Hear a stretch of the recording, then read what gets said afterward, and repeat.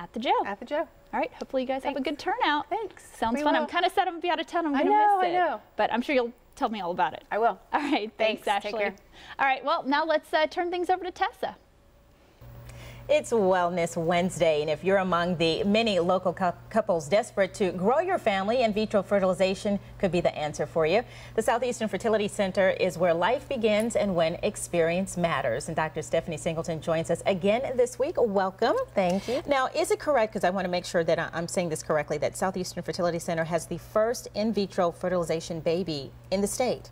Absolutely. Dr. Grant Patton founded the center in the early 1980s and actually used the early technology to create the first in vitro fertilization baby. That baby was delivered the following year and is doing well today. I think in November, I think the baby was born. Right, November 20th of 84. 84? Yep, that is correct. Yep. Now, what is in vitro fertilization? In vitro fertilization is a technology where we're able to help patients who have either tubal factor issues with their fallopian tubes, or they have low sperm numbers predominantly.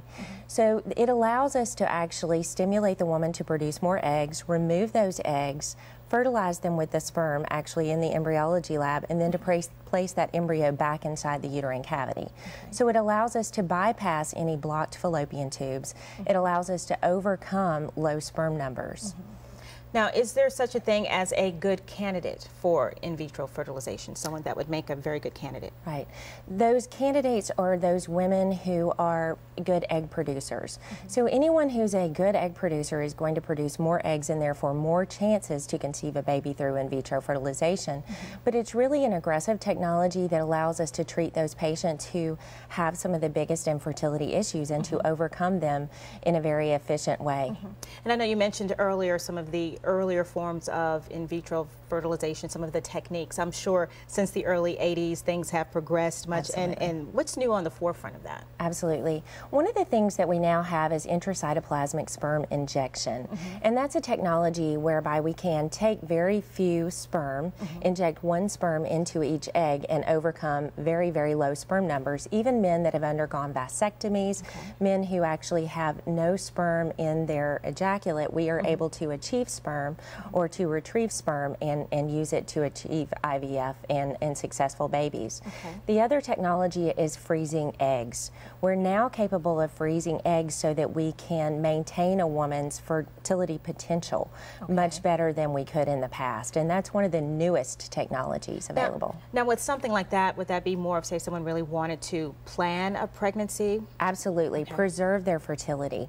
So in the past, we used it predominantly for those ladies who had cancer, were going to be treated to be able to retrieve their eggs ahead of time. We're now so successful at the technology that women who are planning to have children later in their life, if they're seeking higher education, degrees, they have a job plan, they can plan their social world as well as their career world.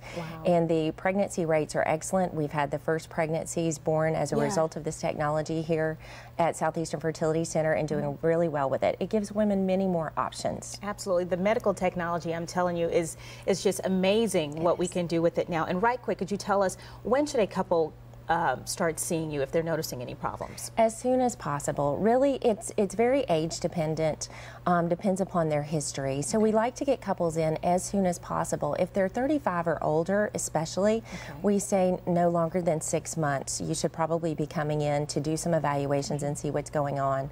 I try to encourage patients to at least come in, have a consultation, get evaluations done, so that if there is a significant issue, we can address it and we can treat it, so they're not continuing to try things at home and to become more frustrated. Exactly. Thank you so much, Dr. Singleton. Once again, some great information. Thank you for having me. Thank you.